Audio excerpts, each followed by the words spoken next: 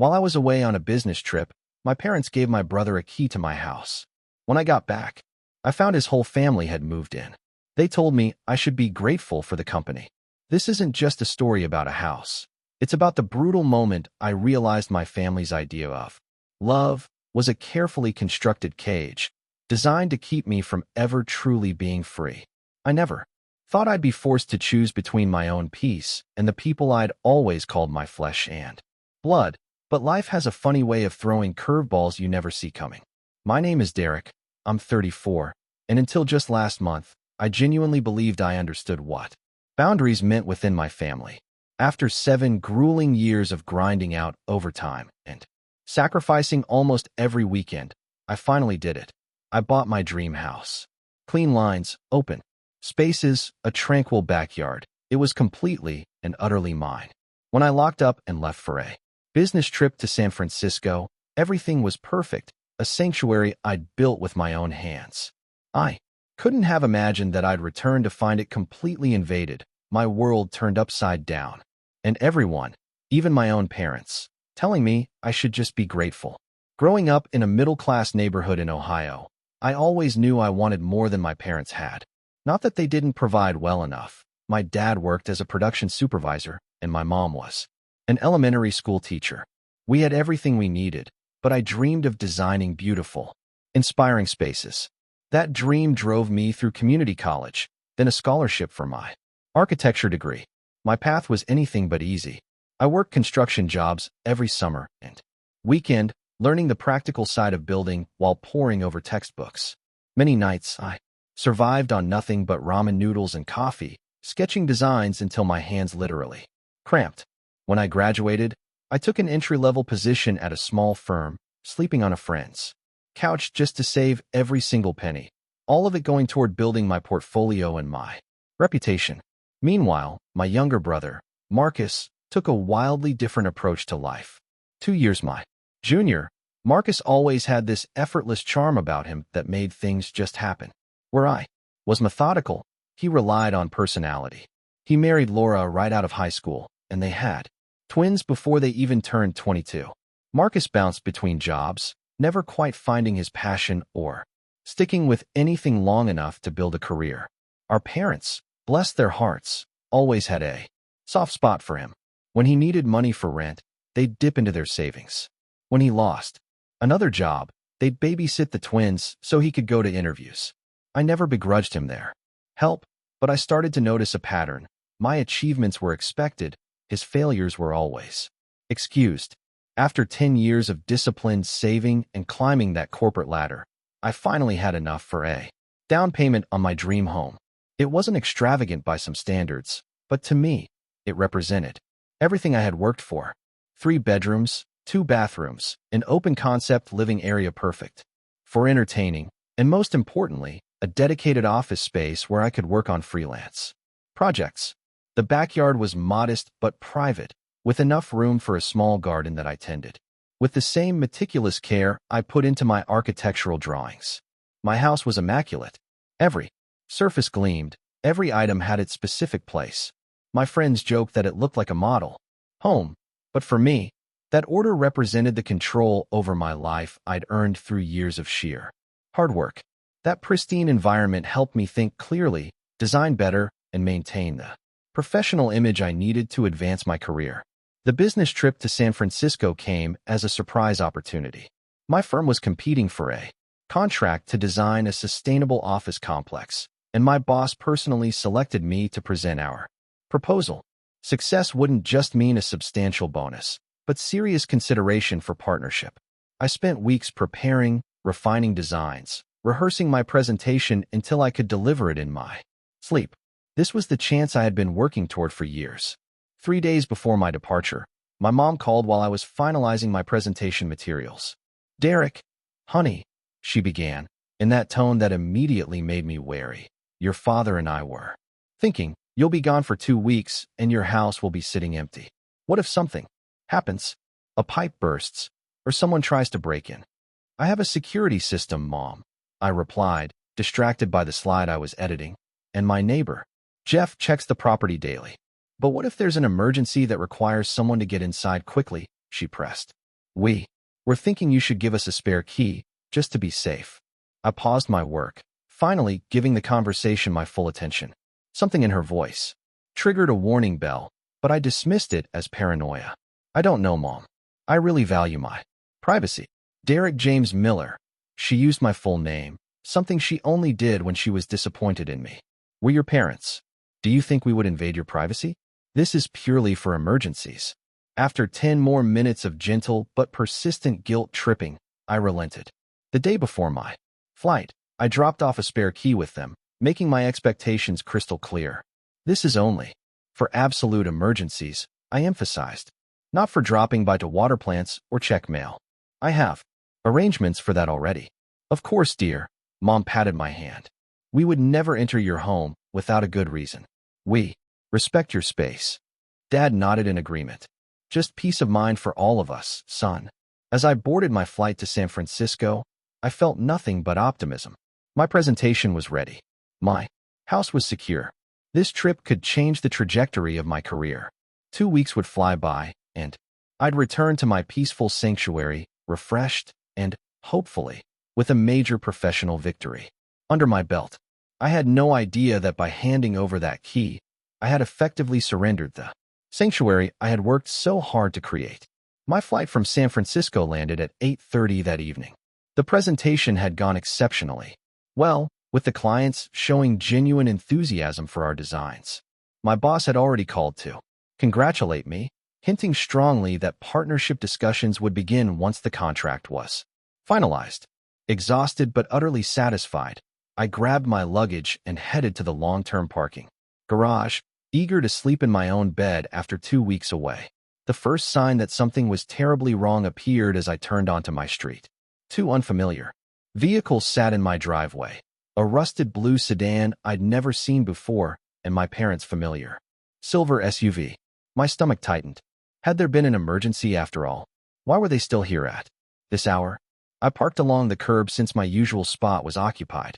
As I approached my front door, I noticed the living room lights blazing through the windows. Through the glass, I could see movement, several people milling around inside. Confusion gave way to a cold dread as I unlocked the door and stepped inside. The scent hit me first. A jarring mixture of unfamiliar cooking smells, baby powder, and something else I couldn't immediately identify. Then came the visual assault. Shoes of various sizes scattered across my normally pristine entryway. Toys littered the living room floor. A makeshift clothesline had been strung between my dining area and kitchen with what appeared to be freshly washed children's clothing hanging from it. I stood frozen, my suitcase still in hand, trying to process what I was seeing. Then I heard a child's laugh, followed by the pounding of small feet. A little boy, maybe 4 years old, raced around the corner, followed closely by his identical twin brother. My nephews, whom I had only seen a handful of times at family gatherings. Uncle Derek, one of them shouted, skidding to a stop. Daddy said you have Nintendo. Before I could respond, more footsteps approached, and my brother Marcus appeared in the hallway. He wore sweatpants and a faded t-shirt, looking completely at home. Hey bro, welcome back. He greeted me with a casual wave, as if this situation were completely normal. Mom said you'd be home tonight. How was the trip? My mouth opened and closed several times before I could form words. Marcus, what are you? Why are you in my house? Oh, his expression shifted slightly, a flicker of discomfort quickly replaced by casual nonchalance. Right. I guess Mom and Dad didn't get a chance to call you yet. We had a situation with our apartment. Landlord sold the building. New owner wanted everyone out. We needed a place to stay urgently. And you chose my house without asking me? My voice was barely a whisper. Well, you were in California doing your big shot presentation thing. Mom and Dad said you wouldn't mind helping family out in a crisis. As if summoned by their mention, my parents appeared from the kitchen. Mom carried a dish towel, and Dad held a mug of what smelled suspiciously like my premium coffee. Derek, there you are. Mom rushed forward as if this were her home and I was the visitor. We tried calling your cell yesterday, but it went straight to voicemail. I was on a plane, I said flatly. But that doesn't explain this. I gestured broadly at the utter chaos that had once been my immaculate living space. Dad stepped forward.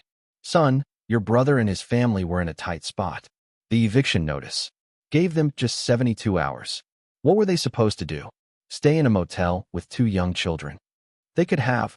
I began, but Mom cut me off. Family helps family, Derek. We raised you better than to turn your back on your brother when he needs you. My sister-in-law, Laura, emerged from what I recognized with growing horror as my home office. She carried a laundry basket filled with folded clothes.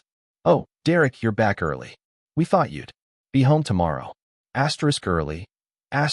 This is my house, I said, my voice rising despite my desperate attempt to stay calm. And what are you doing in my office? Laura had the grace to look slightly embarrassed. We needed somewhere to put our things. And since you weren't using it, I pushed past her to look into my office and felt my heart sink. My carefully organized workspace had been transformed into a makeshift bedroom. A blow-up mattress occupied the center of the room, surrounded by open suitcases and boxes. My desk had been shoved into a corner, my desktop computer unplugged, its components stacked haphazardly to make room for what appeared to be a changing station for the babies. Where are my project files? I asked, panic rising. I had blueprints and client proposals organized on that desk. Oh, I put all your work stuff in those plastic bins. Marcus pointed to a stack of storage containers shoved under the window. No big deal, right? You weren't using them while you were gone. Anyway, I turned slowly, taking in the full extent of the invasion. Every single space in my home showed evidence of their presence. Dishes piled in the sink. Unfamiliar food items crowding my refrigerator. Someone's medication bottles lined up on my kitchen counter. How long have you been here? I managed to ask. About 10 days, Marcus replied, a casual shrug. Kids love it here. So much more space than our old apartment. 10 days? I echoed. And how long are you planning to stay? An uncomfortable silence fell. Marcus looked at our parents, who suddenly found great interest in examining the floor tiles. Well, Marcus finally said, we've enrolled the boys in the elementary school down the street. The new semester starts next week. The implication hit me like a physical blow. You enrolled them in school, in my neighborhood? So this isn't a temporary arrangement in your mind. Derek, my mother's voice took on the soothing tone she had used throughout my childhood when trying to get me to accept something unpleasant. Your brother needs stability right now. This is a wonderful neighborhood with excellent schools. You have all this space for just one person. Would it really be so terrible to have family around? You might even enjoy the company once you adjust. I looked from face to face, searching for any sign that they recognized the enormity of what they had done. Instead, I saw only expectation and entitlement, as if I were the unreasonable one for questioning this arrangement. You should be grateful, honestly, Laura added, adjusting the laundry basket on her hip. This place was kind of sterile before. We've made it feel like a real home. A real home? I looked at my living room, where one of the twins was using my imported leather couch as a trampoline, while the other had opened a juice box that was precariously close to my hand-knotted wool rug. The family photos I had carefully arranged on my mantle had been replaced by crayon drawings stuck to the wall with what appeared to be chewing gum. In that moment, standing in the doorway with my suitcase still in hand, I realized I was experiencing something beyond anger or shock. I was mourning the loss of the sanctuary I had created for myself, a space that represented everything I had worked for, and the very people who should have respected that achievement most had violated it without a second thought. After the initial shock wore off, I attempted to have a rational conversation. I suggested we all sit down at the dining table, but discovered it was covered with arts and crafts supplies and half-completed school registration forms. We moved to the living room instead, where I had to clear toys off the couch just to have a place to sit. I understand you were in a difficult situation, I began, choosing my words carefully, but moving into my home without permission crosses a serious boundary. Marcus leaned back, one arm stretched across the back of my sofa with casual ownership. Come on, bro, boundaries. We're family. When one of us is in trouble, the others step up. That's how it works. Stepping up does not mean taking over someone else's home without their knowledge or consent. I countered. You could have called me in California. We could have discussed options. And what would you have said? My father jumped in. That we should wait 2 weeks while they lived in their car? Sometimes action needs to be taken quickly. There were other options, I insisted. You could have helped them find a short-term rental, or they could have stayed with you. My mother looked offended. Our house only has 2 bedrooms, and your father's back can't handle sleeping on the couch. Your place has 3 bedrooms, and you only use 1. It just makes logical sense. Logic would include asking the homeowner first, I pointed out. Laura, who had been silently watching the exchange, spoke up. Derek, I know this isn't ideal, but try to see it from our perspective. We lost our home with almost no warning. The twins were scared and confused. We needed stability, fast. I sympathize with your situation, but do you? Marcus interrupted. Because it sounds like you're more concerned about your precious house than your own family's welfare. Some of us don't have the luxury of perfect planning and savings accounts. Some of us have real-world problems. His implication that my success somehow made me less connected to real-world problems stung. Everything I had earned through years of hard work and careful planning. My concern, I said, maintaining my composure, is not just about the house. It's about respect. You didn't respect me enough to ask permission before moving in. You didn't respect my personal space or belongings. We've been very careful with your things, my mother protested. My office has been completely dismantled. My computer unplugged and moved without any care for the connected devices. My files shoved into storage bins. That doesn't feel careful to me. One of the twins chose that moment to run through the living room, a marker in hand, drawing a wobbly line along the wall as he went. No one but me seemed to notice. Kids will be kids. Marcus shrugged when I pointed it out. Walls can be repainted. Family is forever. How long are you planning to stay here? I asked directly again. The uncomfortable silence descended. Marcus and Laura exchanged glances. Well, Laura began hesitantly. As Marcus mentioned, we've enrolled the boys in school here. The truth is, we've been looking for a place in this neighborhood for years, but it's simply out of our price range. So, you thought you'd just move into my house indefinitely? The realization made me feel physically ill. Not indefinitely, Marcus clarified, though his tone lacked conviction. Just until we get back on our feet. I have some promising job prospects that could pan out in the next few months. Months? I echoed. You expect to live here for months? Derek James, my mother used my middle name again. Your brother has children to consider. Stability is crucial for their development. Moving them repeatedly would be traumatic. And what about my stability? My life, my work? I need my office for projects. I have clients who visit occasionally. This isn't just my home. It's connected to my livelihood. You have that fancy office downtown, Marcus waved dismissively. You can work there. That is not the point, I insisted, frustration mounting. The point is that this is my home, purchased with my money, and I get to decide who lives here.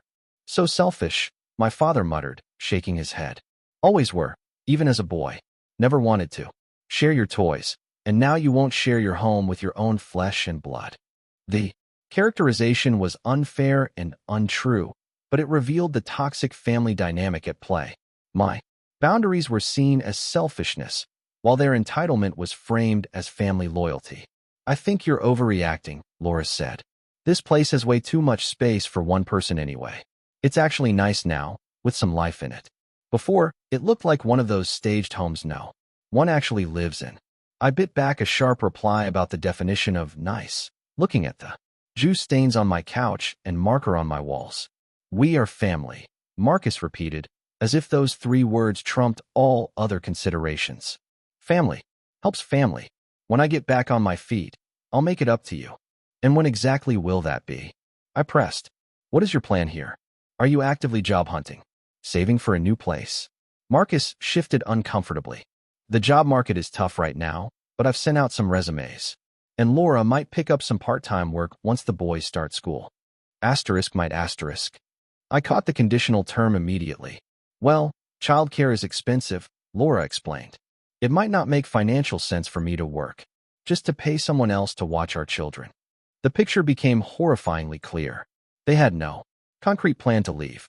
In their minds, they had found the perfect solution to their housing problem, my house, with me as the unwitting provider. What about rent? I asked, "Are you planning to contribute to the mortgage or utilities while you're here?" The question was met with uncomfortable silence. "You would charge your own brother rent?" My mother finally asked, her voice thick with disapproval. "When he has children to feed? Most adults pay for their housing, Mom," I pointed out. "Why should Marcus be exempt from that basic responsibility?" "Because he's going through a difficult time," my father jumped in. "Because that is what family does. They help without keeping score." "I'm not keeping score," I countered. "I'm asking about basic adult responsibilities." "We could help around the house instead," Laura offered. "I could cook and clean. Marcus is great with yard work." I looked pointedly at the current state of my kitchen with its piled dishes and cluttered counters. "And how has that been going so far?" "We've been getting settled," she said defensively. "Once we have a routine established, things will run more smoothly." The conversation continued in circles for over an hour. Every time I raised a legitimate concern, it was dismissed as selfishness or a lack of family loyalty. When I pointed out practical issues like space, privacy, or financial responsibility, the response was emotional manipulation about family obligations and the needs of the children. By the end of the discussion, nothing had been resolved. My family clearly expected me to accept their presence indefinitely, without conditions or time limits. They genuinely believed I should be grateful for the company, as if my preference for a clean, ordered living space was some kind of character flaw that they were helping me overcome.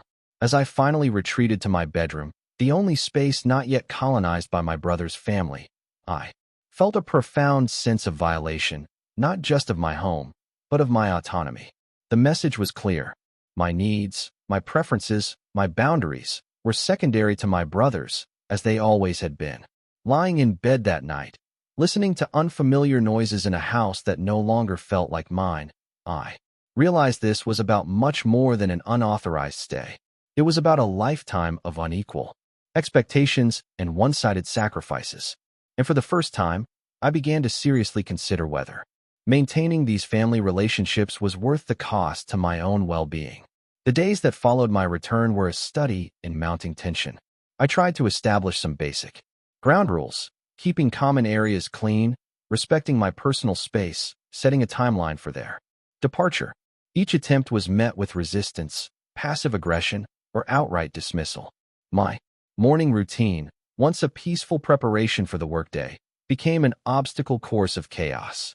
The bathroom I had meticulously designed with dual sinks and a rainfall shower was perpetually humid, the counters sticky with spilled toothpaste and hair products I didn't recognize. Towels that I had previously folded with precision lay in damp heaps on the floor.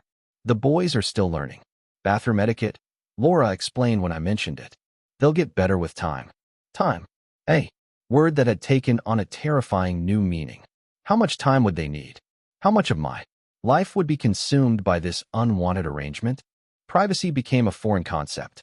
I'd emerge from my bedroom to find one of the twins going through my mail, or Marcus lounging in my chair, watching sports on my television, feet propped on my coffee table. "Make yourself at home," I muttered sarcastically one evening. "Thanks, bro. Already have," Marcus replied without irony, reaching for the premium craft beer I had been saving for a special occasion. The financial burden grew quickly. My refrigerator, typically stocked with carefully selected ingredients for the few meals I cooked each week, was constantly emptied and refilled with processed foods and sugary snacks. My utility bills doubled. When the Wi-Fi slowed to a crawl, I discovered Marcus had been streaming movies on multiple devices simultaneously while I tried to upload project files for work. "We need entertainment," he shrugged when confronted. "The boys get bored easily." Work became my only refuge. I began leaving early and returning late, spending extra hours at the office just to avoid the chaos at home. My productivity suffered nonetheless. Nights of interrupted sleep left me foggy and irritable. Important client calls were punctuated by the background noise of children screaming or television blaring. Twice, I had to reschedule video conferences because the internet connection became unusable when everyone was streaming simultaneously. My boss noticed the change. "Everything okay, Derek? You seem distracted lately." I gave vague explanations about family issues, unwilling to admit the full extent of my situation. It seemed professionally embarrassing to confess that, at 34 years old, I couldn't manage my own household. A week after my return, I attempted to speak with my parents privately, hoping they might see reason. Without Marcus present, I invited them to lunch at a quiet restaurant where I carefully laid out my concerns. I understand wanting to help Marcus, I began, but this situation is unsustainable. My work is suffering. My home is no longer my own. There needs to be an exit strategy. My mother reached across the table to pat my hand. Darling, I think you're being a bit dramatic. This is an adjustment period, that's all. You've lived alone too long. It's not healthy. My mental health was perfectly fine before coming home to find my house taken over, I pointed out, my voice tight.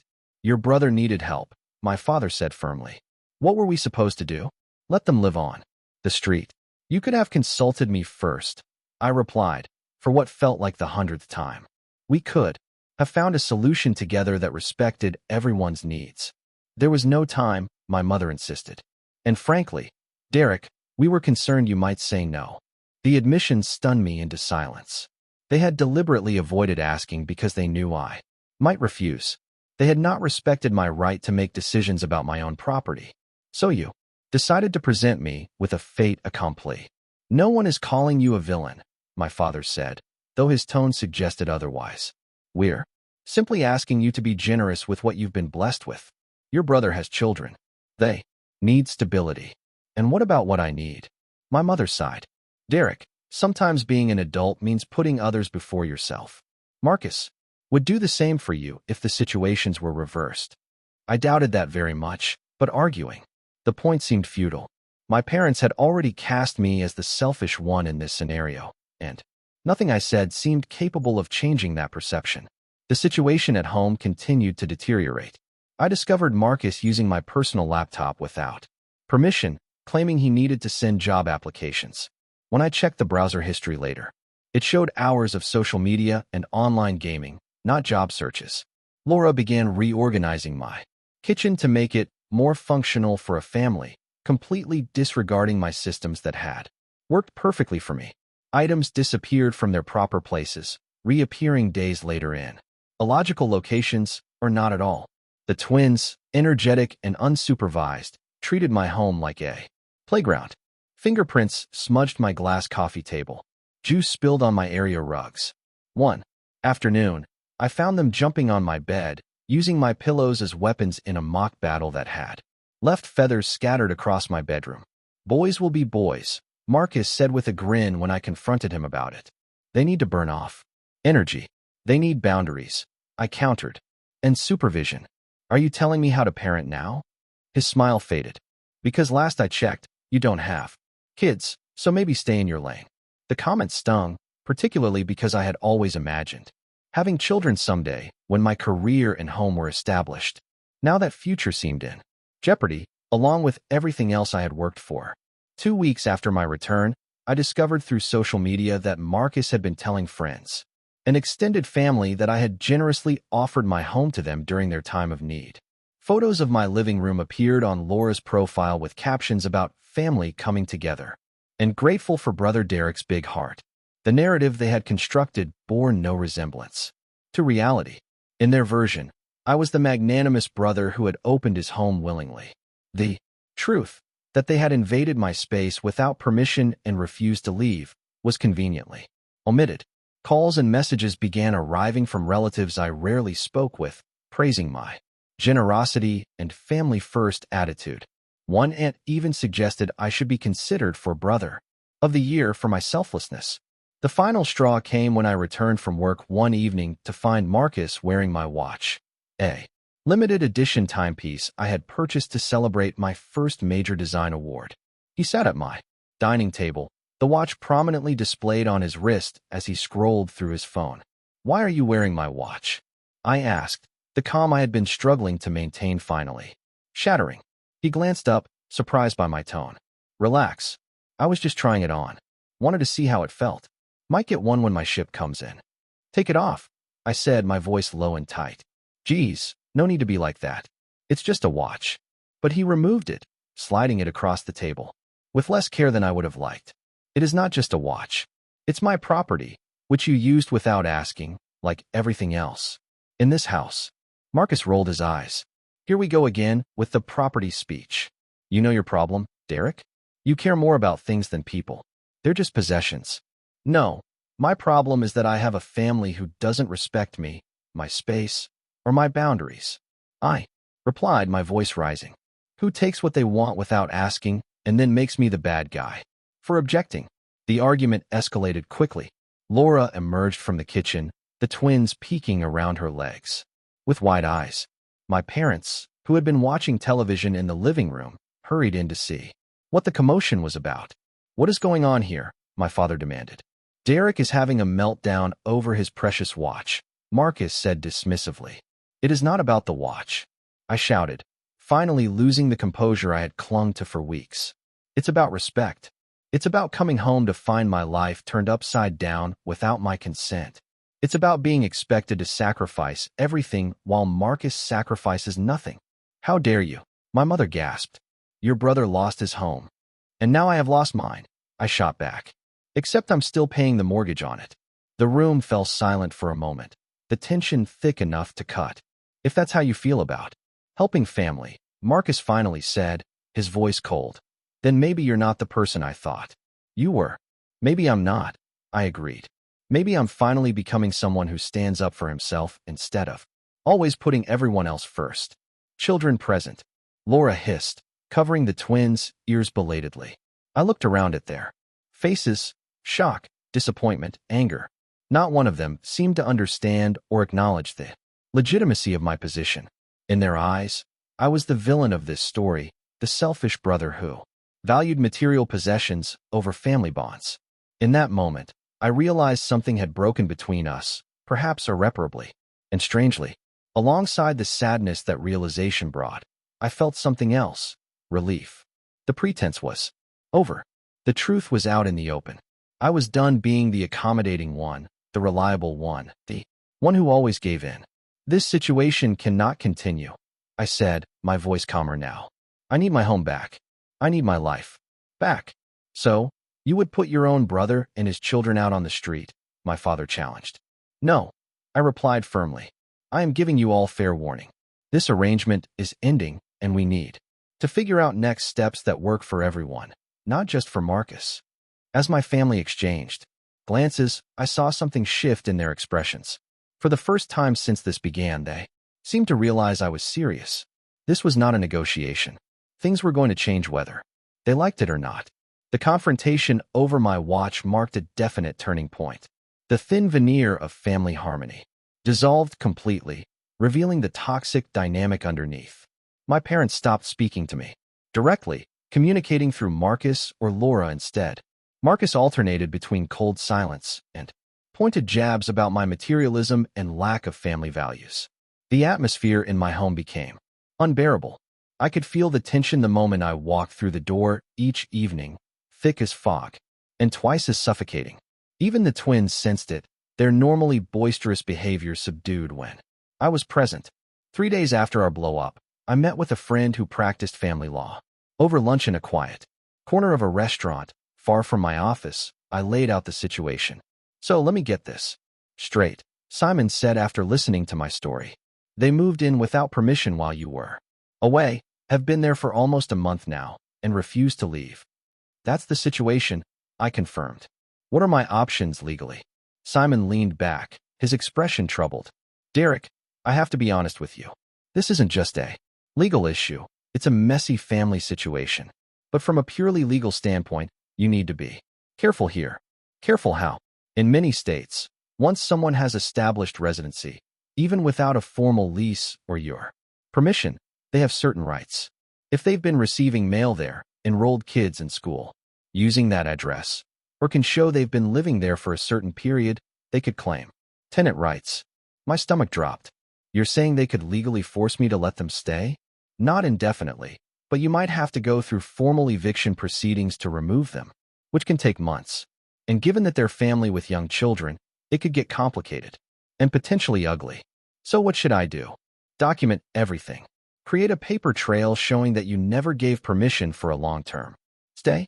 Formally request in writing that they find alternative accommodations within a specific time frame. Be reasonable but firm. And whatever you do, do not change the locks or remove their belongings without going through proper channels. That could backfire badly. I left the meeting with a clearer understanding of my position, but a heavier heart. The idea that I might need legal proceedings to reclaim my own home from my family felt surreal and deeply saddening. That evening, I drafted a formal letter stating that while I sympathized with their situation, they needed to find alternative housing within 48 hours. I printed 3 copies, one for Marcus and Laura, one for my parents, and one for my own records. When I presented the letters after dinner, the reaction was explosive. 48 hours, Marcus shouted, waving the paper in my face. Are you insane? Where are we supposed to go with 2 kids on such short notice? You should have been looking for a place for the past 3 weeks, I pointed out calmly. I have made it clear this arrangement is not working. This is low, Derek, even for you, my father growled. Serving eviction papers to your own brother. It's not an eviction notice, I clarified. It's a formal request asking you to respect my property rights and find alternative accommodation. It sounds like legal language to me, my mother said, her voice trembling. I never thought I would see the day when my own son would treat family like this. Like what? Like adults responsible for their own housing? Like people who should respect others' boundaries? I kept my voice level despite my rising frustration. Like strangers, Laura whispered, tears welling in her eyes. Like burdens to be discarded. You are not burdens, I sighed. But this living situation is not sustainable. It was never agreed upon, never planned for, and it is affecting my work and mental health. Your mental health? Marcus scoffed. What about my children's well-being? Do you know what instability does to kids their age? I am concerned about their well-being too, I insisted. But that does not mean I have to sacrifice my home indefinitely. There are other solutions we can explore. Like what? Laura demanded. You could stay with Mom and Dad temporarily while looking for a new apartment. I would even be willing to help with the security deposit for a new place. My parents exchanged uncomfortable glances. Our house is not really set up for 2 active boys, my mother hedged. And as we mentioned before, your father's back. So, it's fine for them to stay with me indefinitely, disrupting my life and work. But not with you. Even temporarily. I asked incredulously. Your house is bigger, my father said defensively. And you don't have health issues. This is unbelievable, I muttered. What's unbelievable, Marcus said, his voice taking on a dangerous edge, is how quickly you would throw your own family to the wolves after everything we have done for you. Asterisk everything you have done for me. Asterisk, I repeated, genuinely confused. What exactly have you done for me, Marcus? We have always been there for you, he insisted, though he offered no specific examples. And now, the one time we need your help, you're serving us with papers. It's not the one time, I countered. Mom and Dad have been bailing you out for years. The difference is, they chose to do that. I did not choose this situation. It was forced on me. The argument continued late into the night, growing increasingly hostile. Marcus began making veiled threats about what might happen to my precious possessions if I continued pushing. Things break. All the time, he said with a shrug that didn't match the coldness in his eyes. Accidents happen. Are you threatening to damage my property now? I asked in disbelief. Not threatening, just stating facts. Kids can be clumsy, especially when their father is stressed about being homeless. My mother took the twins to their makeshift bedroom, shielding them from the escalating tension, while my father sat silently, his disapproving gaze fixed firmly on me. Laura tried a different approach, her voice sweet, but her words sharply manipulative. The boys love their Uncle Derek so much. They'll be devastated to learn he doesn't want them around anymore, that he's making them leave the home they've started to feel safe in. It was a clear attempt to use the children as emotional leverage, and it made my blood boil. Do not put this on me. Do not make me the bad guy in their eyes for a situation I never created. But you are the bad guy, Marcus said flatly. You have the power to help, and you are choosing not to. Simple as that. Around midnight, exhausted and getting nowhere, I retreated to my bedroom. I locked the door, something I had never needed to do in my own home before, and sat on the edge of my bed, head in my hands. This was no longer just about reclaiming my space. It had become a battle for my autonomy, my right to set boundaries, and my freedom from manipulation. The people who should have supported me were instead using every emotional weapon in their arsenal to make me bend to their will. Sleep eluded me that night, my mind racing with possible scenarios and solutions, none of them perfect. Around 2 o'clock in the morning, I heard movement in the hallway, followed by the sound of my bedroom doorknob turning. When the door didn't open, there was a pause, then the distinct sound of something being inserted into the lock. I sat up, heart pounding. "Who's there?" No answer, but the scratching at the lock continued. I approached the door cautiously. "I can hear you. Stop trying to break into my room." The scratching stopped. Footsteps retreated down the hall. I stood by the door for several minutes, listening, then carefully moved my dresser to barricade the entrance. The violation of even this last private space left me shaken and angry. When morning came, I emerged to find the house unusually quiet. A note on the kitchen counter informed me that everyone had gone out for breakfast and to discuss options as a family, notably, without including me in that family discussion. Taking advantage of the empty house, I called a locksmith and arranged for the locks to be changed that day while I was at work. I knew from my conversation with Simon that this could potentially complicate matters legally, but the attempted intrusion into my bedroom had crossed a line. My safety and security in my own home had to take priority. When I returned that evening, I found my family sitting in my driveway, unable to enter. Marcus confronted me immediately, his face flushed with anger. "You changed the locks? Are you kidding me? Our stuff is in there." "After someone tried to break into my bedroom last night, I felt it was necessary," I replied calmly. "And your belongings are safe. We can arrange a time for you to collect them." "This is illegal," he shouted. "We've been living here. You can't just lock us out." "Derek James Miller." My mother's voice shook with emotion. "I didn't raise you to be this cruel. Your brother has nowhere to go." "That is not true," I said firmly. "He has options. He has chosen not to pursue them because this arrangement was more convenient." The twins began to cry, confused and frightened by the tension. Laura pulled them close, whispering something in their ears that made them look at me with fear and betrayal. "Uncle Derek doesn't want us anymore," one of them said loudly enough for me to hear, and the deliberate manipulation infuriated me. "That is not true," I said directly to the child. "I care about you very much, but this is my home, and adults need to make proper arrangements for where they live." My father stepped forward, his expression thunderous. "If you do not open that door right now and let your family back in, you are no longer a son of mine." The ultimatum hung in the air between us. In that moment, I saw with perfect clarity the pattern that had defined our family dynamic for decades. Compliance was the only acceptable response. Boundaries were seen as betrayal. My needs would always be secondary to Marcus. "I'm sorry you feel that way," I said quietly, "but my decision stands." As my father turned away in disgust, and my mother dissolved into tears, I felt a strange mixture of grief and liberation. The cost had been high, perhaps higher than I had anticipated, but I had finally broken free from a lifetime of unequal expectations and one-sided sacrifice. That night, I slept in my car, unwilling to enter my house while my family's belongings remained inside, concerned about potential legal complications. It was uncomfortable and cold, but as I watched the stars through my windshield, I felt something I had not experienced in weeks: peace. The knowledge that I had finally stood up for myself, despite the painful consequences, brought a kind of solace that made the discomfort worthwhile. The morning after changing my locks, I contacted Simon again for advice on next steps. He recommended a formal approach that would protect me legally while also providing a humane resolution to the situation. "Document everything," he emphasized. "Take photos of the current state of your home. Make an inventory of any damage.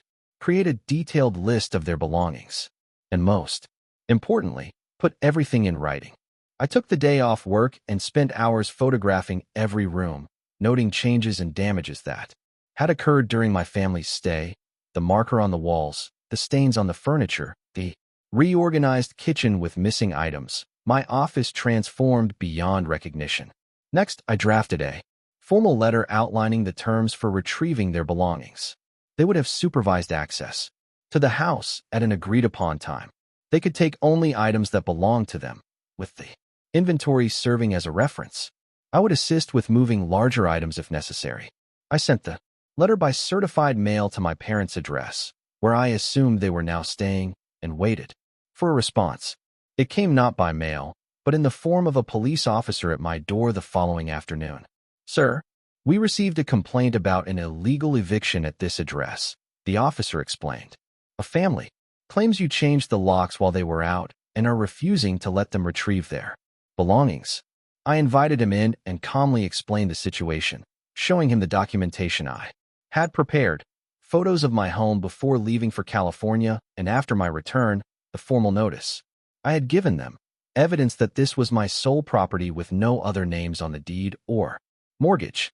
"They moved in without permission while I was away on business," I explained. "I have offered supervised access to collect their things, but they have not responded to that offer directly." The officer reviewed my documentation thoughtfully.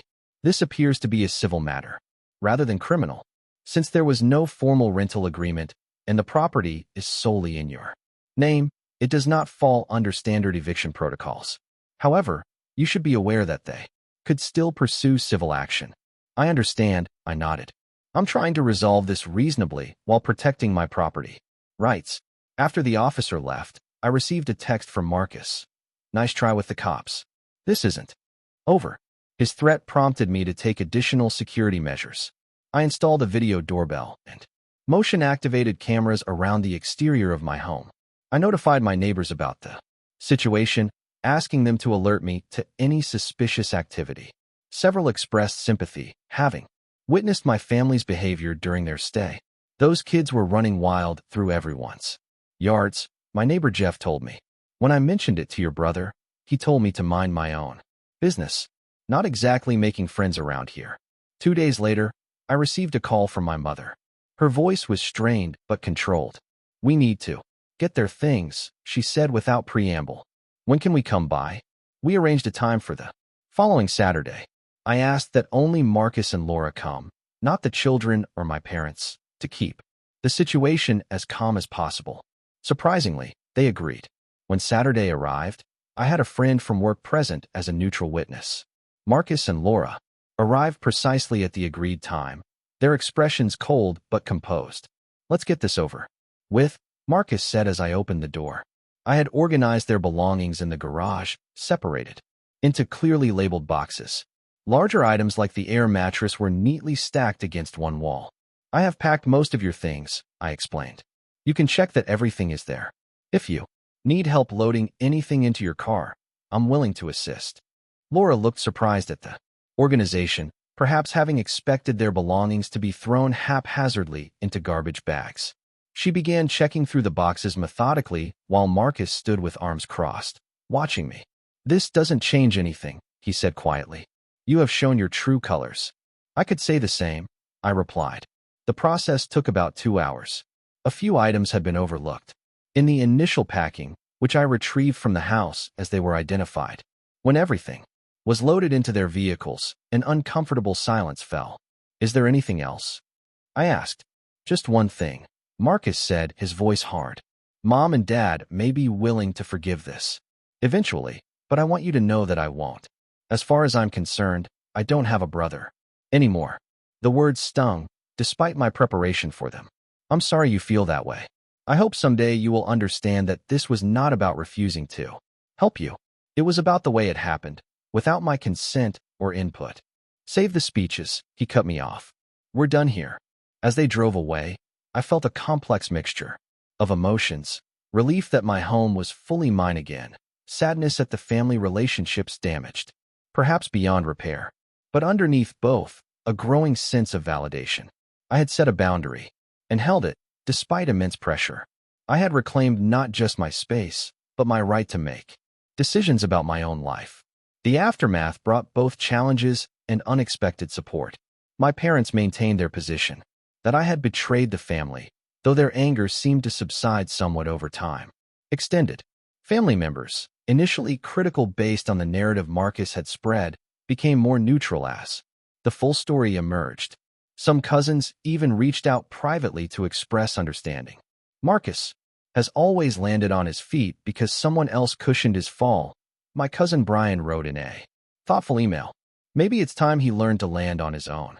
I learned through mutual acquaintances that my parents had indeed taken Marcus and his family in temporarily.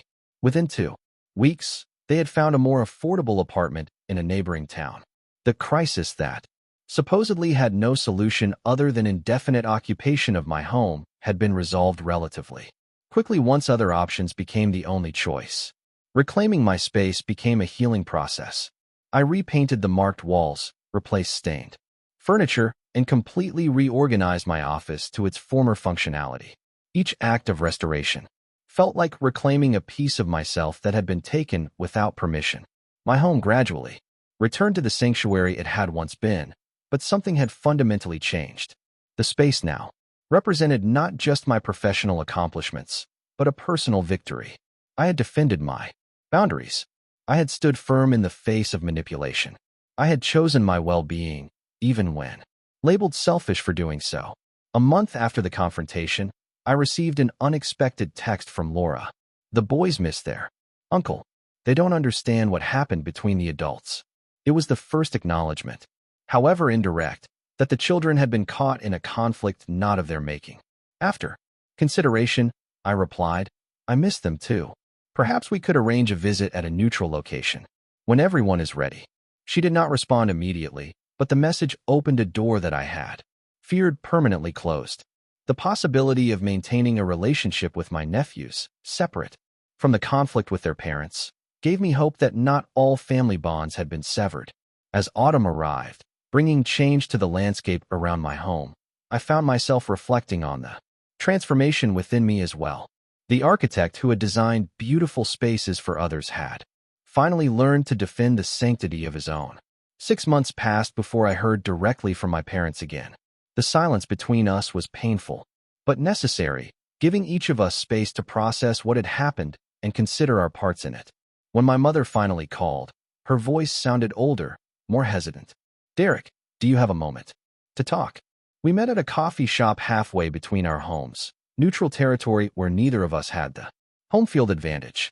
She looked tired, the lines around her eyes deeper than I remembered. Your father wanted to come, she explained, but he's still processing things. I understand, I said, though part of me didn't. 6 months seemed like ample time to process a conflict, however painful. How have you been? She asked, her fingers nervously tracing the rim of her coffee cup. Busy with work. The firm made me partner last month. That's wonderful, she said, and I could hear genuine pride beneath the awkwardness. You always were driven. We chatted about neutral topics for a while, carefully avoiding the elephant in the room.